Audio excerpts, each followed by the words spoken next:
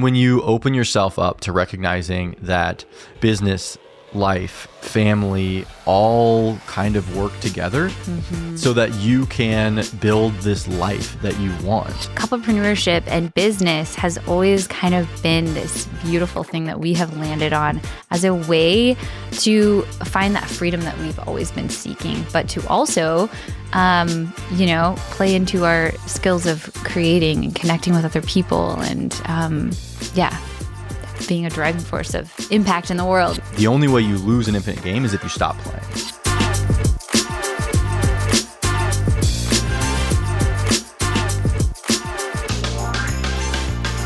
Ladies and gentlemen, welcome to the Couplepreneur podcast. I'm Adam. And I'm Maggie. And you may have noticed that we have undergone a name change. We used to be known as Finding Simple Abundance, or sometimes the Adam and Maggie Show. But we have settled on the Couplepreneur. Why? Well, it turns out this year of experimentation, this year of learning how to live with intention has taught us what really lights us up and what really gets us excited for ourselves and what we want to do to help others. And that led us to this idea of couplepreneurship, which is a combination between being a couple, entrepreneurship, starting and running businesses, and this idea of solopreneurship, which if you're in the online space really is kind of like this idea of like a lean, mean, independent business, more of like a lifestyle type design in relation to how you're making money leveraging the internet. So we're putting all these things together. Why? Because it turns out we love building businesses together. We love building a family and community together. And we love sharing, learning, and growing together. Right. Yeah, for sure. And I think that's what's so powerful for us is it has been a journey where we are moving through this together, and we want to continue to do that. So we like to say we're on a mission to play the infinite game of business, relationships, and life. And that's that concept of infinite games we talk about all the time. So Maggie, tell me, what does it mean to you to play the infinite game of business, relationship, and life? And then we can dive into couplepreneurship, kind of a roadmap for the future. Absolutely. But let's start with that. Give me the vision. Why? Why are we doing what we're doing? Yeah, exactly. So Finding Simple Abundance we were really, it was a place where we could explore and discover, and we're still on that journey, and we always will be on that journey. And I think that, we are very much people who are into self-development, personal development, growth, always learning. And, we through this year, we've really looked at our lives through a lens of lifestyle design, what we want to create. And entrepreneurship is all about that. And I just think that we are always going to be looking at designing our life from all angles. And that's from how we, have an income to how we function as a family and relationships and, self-development, personal development. So couplepreneurship and business has always kind of been this beautiful thing that we have landed on as a way to find that freedom that we've always been seeking, but to also, play into our skills of creating and connecting with other people and, being a driving force of impact in the world, like that. All of those things just sound so exciting to us. So anyway, the couplepreneur, that's a little bit more of how I see it from my perspective. And yeah. And the infinite game model is, and I've talked about this in past podcasts, but basically there are, because I think that's beautiful, the way that you described all of that. And that is absolutely 100% what it is that we're trying to do. Yeah. And what I love about the idea of an infinite game is that the only way you lose an infinite game is if you stop playing. Yeah. So in all of what you said, the personal development, the growth, the how we want to show up with within our life, like lifestyle design, how we want to show up in our community and in our family, those are all infinite games. Those are all we basically like where we just have to like show up, continue to improve, continue to grow, and iterate. And the only way find solutions, whatever. And the only way you stop, the only way you lose is if you stop. Yeah. And so couplepreneurship, and that ties in with that idea of the infinite game, because we don't have everything figured out. Yeah. We don't know exactly the roadmap step by Right. step where we're going to go. That's the whole point of this journey. Yeah. That's the whole point of this. Yeah. And when you open yourself up to recognizing that business, life, family, all kind of work together so that you can build this life that you want. That's what I think gets us so exciting. And so, yeah, it's very broad topics, business, relationship, and life. Yeah. But it's like the idea of bringing all these together and recognizing that that is just who we are. Yeah. That is who we are. It's how we move through the world. And we want to have an expansive understanding of how we want to show up and what we want to do. Yeah. Yeah. I love it. Yeah. Yeah. And that kind of goes into, we put out a newsletter this week, and that kind of goes into our topic now of, as we're looking at everything as a whole, there's certain lessons or topics or concepts that help steer us and guide us. And so this week we were, thinking of those things, and we landed on this concept and idea of basically is a skill that we have to learn of saying no, and how that applies in both business and in relationships and in life, and why this is so important. And it also ties in with this lifestyle design piece, because when we say, it helps us define what are our no's in life, what are our yeses. And so maybe you want to take it from there a little bit more. But yeah, well, you actually wrote this newsletter. And first off, the newsletter this week is bomb.com because, and I say that because I have obviously read all of our past newsletters, and I can see the iterative improvement. It's so fun in our ability to express ourselves, the ability to think. And I say us. Maggie wrote the whole newsletter. Adam always comes in the last minute and tweaks everything and makes it look so good and maximizes it, which is amazing. I don't have to do that as much anymore. I love it. It's like, wow, this is really good. You even had these cascading bullets with little check marks. It was beautiful. It's gorgeous. Things that get us excited. Yeah. And so that's part of it, is learning the skills in order to move into this new chapter of life. Yeah. But yeah, the newsletter that you wrote really struck a chord, because Tim Ferriss actually is recently coming out with a new book on the power of no, or saying no. Yeah, the Book of No, I think is what it's called. Yeah, and he's releasing it chapter by chapter, which is super interesting. Yeah, and I was just fascinated by it. And I've always kind of, ever since, I'm sure other people have heard of this, but having a no, is it a no list or a no journal or something? But just a list of all the times that you said no. Right. And it's so funny because... Is that in the book that he talks about that? I don't think he necessarily talks about that. So I was going to bring this full circle. Yeah, go ahead. He's coming out with a book about no. Yeah. And that ties in so much with one of our favorite books, which is Essentialism by Craig McCowan. Yeah. And I think he's the one that talks about creating a list of no's. Yeah. And that way you can see the times that you've effectively said yes to other things in life. Right. So when you say no, and that's what the newsletter is all about, when you say no to something, you're actually giving an enthusiastic yes to other aspects of life, whether that's, focusing on yourself, focusing on your family, focusing on, your business or anything like that. So when you're saying no, it can sometimes feel like a negative, but it's actually an incredible positive. Yeah. And when we can reframe that and use that to our advantage to recognize, because most often we see it as a negative. Right. And that makes us want to say yes. Exactly. And vice versa. I love it so much, because it's vice versa. Saying yes means that you're saying no to something else. So sometimes when we say yes to something, whatever it is, we are also saying no to something.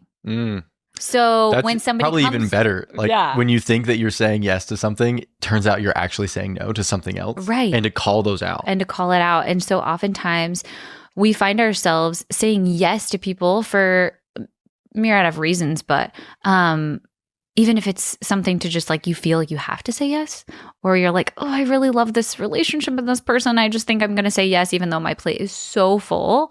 So you say yes, but inside you kind of mean no. So you're saying yes, but you're also saying no to something else, which is maybe yourself or your goals or your time Or or your whatever, family. or your family. And you're saying, so I just think it's so fun to toy around with this idea. Mm-hmm.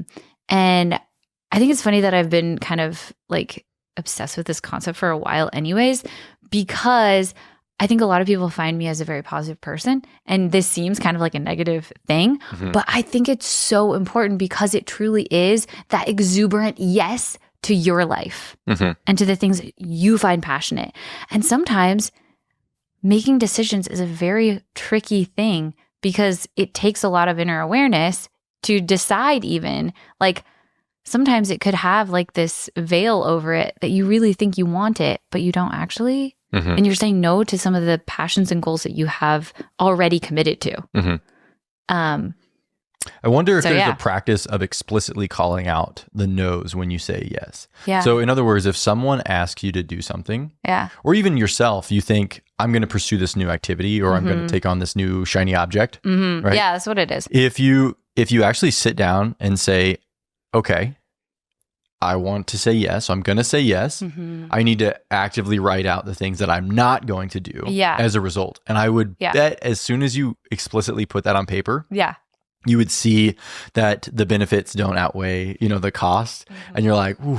Or if you do, then you can really start to say, great, I do have time. I do have capacity to do this because I've written out not quite a pro-con list, but basically like what I'm not going to do as a result of me doing this other thing. Yeah, that's really fascinating. It'd be a really fun practice. Yeah. And I think that this is why this is a skill that we have to think of as a skill, because it helps us when we're creating and growing a business.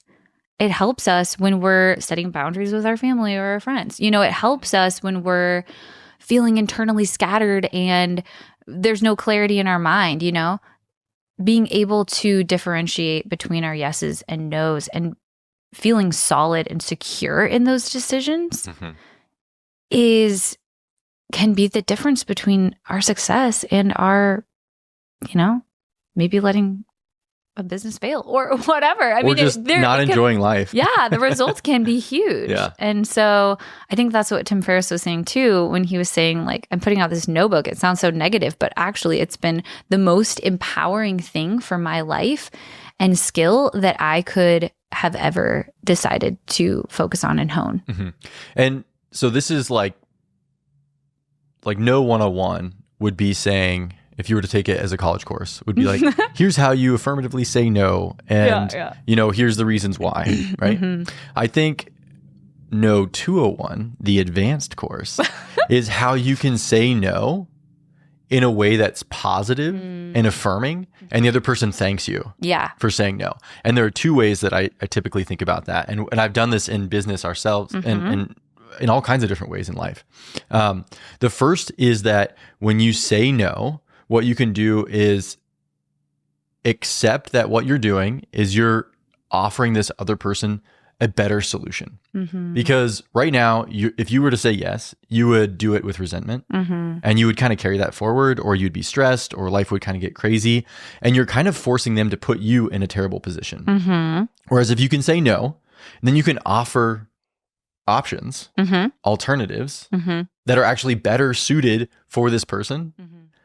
That is actually a better way to move through the world and to help them. You think you're helping them when you say yes, but if you're not enthusiastic about it, like you're actually causing everyone, stress and challenge. Right. So for example, we, have a solar company, and for the longest time we would do kind of like small kit off-grid type systems where people needed just a couple panels and, maybe some lead acid batteries and a charge controller and, a few things like that. These inevitably were the most difficult to install because they're just complicated. You're kind of piecemealing everything together. Yeah. They were always breaking because it is all piecemeal together. They are typically in remote areas because there's no, connection. There's no electricity, right? So there's, usually not good cell reception or whatever. And they're also for people who don't necessarily want to spend a lot of money. Right. And so they had to be cheap kits. Right. And so they also, it was just a situation where like we couldn't charge the prices that we need in order to be profitable. And so we would continuously be struggling. And every time we had a call from one of these customers, the whole like company would groan. Yeah. Just be like, oh, one of these, you know? And that was frustrating because they deserved to have someone who was enthusiastic to find them a solution. Yeah. And so what we started doing was we said, hey, there are these, what called solar generators, which basically are these like little plug and play kind of battery units that everything just sort of works. It comes out of the box, ready to go. They have incredible support. Like, let me get you connected with actually a product that's going to be a better fit for what you really want. Yeah. Anyways, it'll be at a better price, better service. And we're not doing it because now we're free to go actually, if we were to put this on the scale, every time we said yes to one of those, we were saying no to providing incredible customer service to our other, customers that were paying us really good money that wanted a system with great customer care. Yeah. And, we always made it work because that was how we just operated. Yeah. But once we recognized that and started saying no, and I started suggesting an alternative, the number of phone calls that I had where they would say, oh my gosh, thank you so much. Really, I didn't necessarily need, this isn't what they said necessarily, but they didn't need us to provide a solution. They needed guidance. Yeah. They needed just direction. Yeah. They needed to be told what they needed, who to go ask for it, and then how to get it. And you'd be like, hey, we're not the right solution. Yeah. But I know what your solution should be. Yeah. Here it is. Yeah. Go ask these people. Yeah. And they would just be like, oh, thank you so much. I'm just so grateful. I really appreciate it. And lest I just continue to rant, that actually leads me into the second point. Yeah. Where what we were actually doing is we're facilitating opportunity for the other guy. Yeah. So Maggie, take that away because that's a really interesting insight that you put into the newsletter. And I thought that was super fun. Yeah. And I think that that's why I always like to reframe my no's as yeses. Even if it's not a yes that I'm fulfilling, it's a yes for someone else.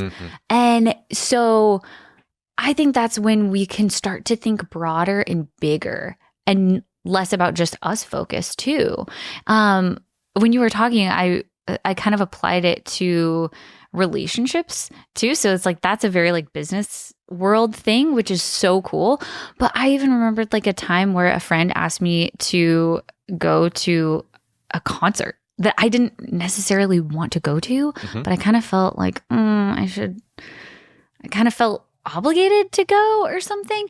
And then I ended up suggesting another friend or a family member or something that actually enjoyed that music. And then this person who was my other friend, like they got connected and they actually had a really great time. And whereas I necessarily didn't want to go sit through this thing. And to me, it sounded like, ugh, Or just wasn't the right time. It just wasn't the right fit. Yeah. And so instead of even being down on yourself about that, it's like, whoa, I just created and facilitated another really awesome experience for these two people. Yeah. And you're just widening your network. You're not stopping what we were talking about earlier. Not clogging stopping the energy flow of energy at you. And I think that also has to go, that same concept applies to like our skills and our gifts that we have. Sometimes, this sounds funny, but sometimes when you're into a lot of different things and you have a lot of different skills and people see that in you, it's hard to say no because you're like, oh, well, I can do it. Yeah. Right. But also someone else over here might have those same skills and you're not allowing them to, utilize those skills and maybe be more excited about using them than you are. And so giving them the opportunity to like, hey, go do that. That'd be great. So I call that Yeah. the curse of competency. Yeah. Yeah. So if you are competent at a lot of things, Yeah. you inevitably will be in positions Yeah. where you're asked to do a lot of different things. Right. And so, I mean, it's great to be competent, like you want to be competent, but if you're not able to have that sense of focus Yeah. and that ability, the skills to say no and to say no in a positive way, Yeah. right? Yeah. Then you end up doing just little bits of everything and you never are able to focus in and hone in on the things that you're not just competent at, but that you're great at. Yeah. Yeah. Because you're just fine. You could do all kinds of other things. Yeah. And that took me so long to learn. Yeah. Far too long. I Right. wish it happened sooner. Right. Though I'm glad that, here we are. Yeah. And I think that it takes being a solid person as well and being like, yeah, I could do that, but let me give this other person an opportunity to do that and step up. And I can see that, like you've talked about that in, working at a solar company. It's like, I think a lot of times we think I can just say yes and take on all the things because I can do it. But actually, you're not allowing the rest of the team to grow and thrive their skills by delegating some of those things off to other people. Yeah, that's a good point. So that is one of my favorite things to do. Yeah. I was just journaling about this the other day. Yeah. One of my favorite things to do is to hand off work to other people. You're like, I felt so selfish about it. I did. I was journaling about how from my perspective, it felt like I was constantly just like, I don't want to do this work, so I'm going to find someone else to do that work. And essentially that's what I was doing. But what I realized afterwards was I was allowing the rest of the team to level up their skills and then not getting to the point where if I were just trying to like hold on to every aspect of my job, then the rest of the team wouldn't level up. Yeah. I would be overwhelmed. And then they wouldn't have the tools and resources they need because the energy would be clogged around like right where I was at, right? So what felt like a selfish task of passing on, things that people need, or I wanted other people to do, it actually became a really positive thing. And so I think about that with our grant writing business as well. We have basically brought on an incredible grant writer. Oh. Round 2 of Eva joining the podcast. So we brought on an incredible grant writer who we're able to work right alongside, but he's able to take 90% of the actual writing of the grant. Whereas in the beginning, that was something that I was a little bit hesitant because we were writing those grants. Yeah. However, I realized first off, he's better at it than us. So, that delegation became just came naturally. Yeah. But honestly, it allowed us then to move big picture and focus on, marketing and sales and, those types of things.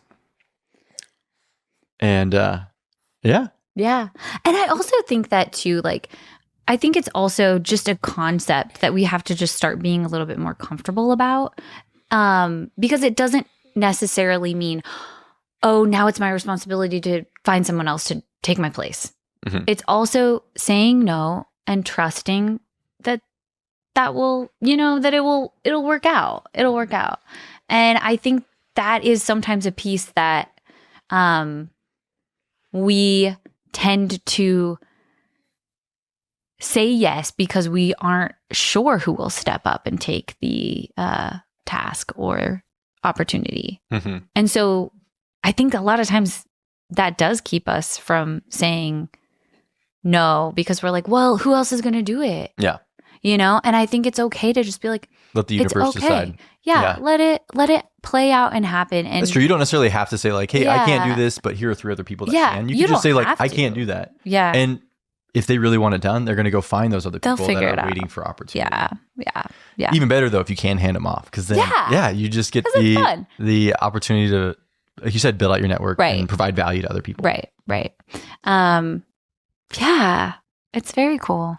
So that is our kind of a topic for today was this idea of no, but like a really positive no. Yeah. That was a really good reframe. I really appreciate that. The newsletter went into, pretty good detail on how that works and why. Yeah. So if you haven't signed up for the newsletter, definitely check that out. You can go to adamandmaggie.com right now, I guess is the way to do it. Yes. Sign up for the newsletter, the couplepreneur.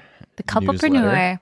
And any closing remarks, Maggie, on like what does couplepreneurship mean to you? Maybe we'll bring it full circle. And just tell me about your vision for where we're headed and what the listeners can expect. Yeah. So the couplepreneur, I think it's really fun because this is, talking about these concepts and life and business together. That is just what gets us so jazzed. Yeah. And I'm so excited to continue doing this every week, coming out with a newsletter and a podcast. And you can expect to hear more about, the lessons that we're learning along our way. And we can't wait to, hear more about what other people are doing, hear more about your thoughts and connecting with other people. And I've just been really surprised and excited about how cool the internet actually is. Yeah. When you get into a space like this, it's not all just scrolling and getting lost in the mix of social media. It really is a place where opportunities open up.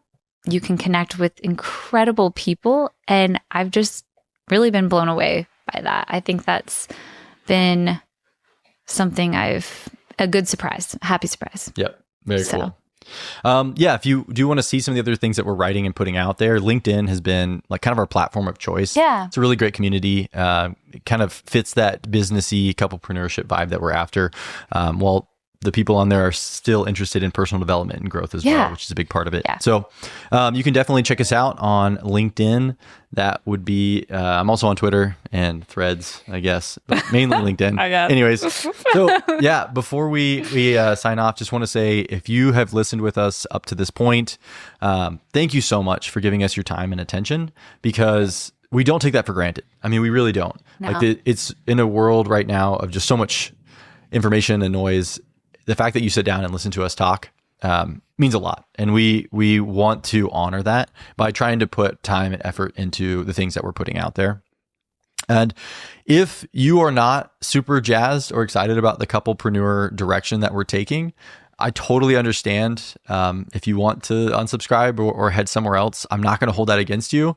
It's just the direction that we want to take, because this is what gets us lit on fire about life and about the life that we want to build. If you are interested in joining us on that journey, like, let's do this, let's seriously get after it and go. If you have ever thought about starting a business, if you have ever thought about working with your spouse, if you are currently working with your spouse, or if you just want to be more intentional about the life that you are living, and you see the way in which business, relationships, and life all kind of come together, then let's rock and roll. Join us on this journey. Sign up for the newsletter. We're going to keep pumping out some really fun content. I've got some great interviews with some incredible guests that we're going to be coming out with in the future. Some subject matter experts on building a business online. And it's just going to be a lot of fun. So again, lest I ramble too much more, thank you. Thank you. Thank you very much. Sincerely. Have a great week. Bye. Bye.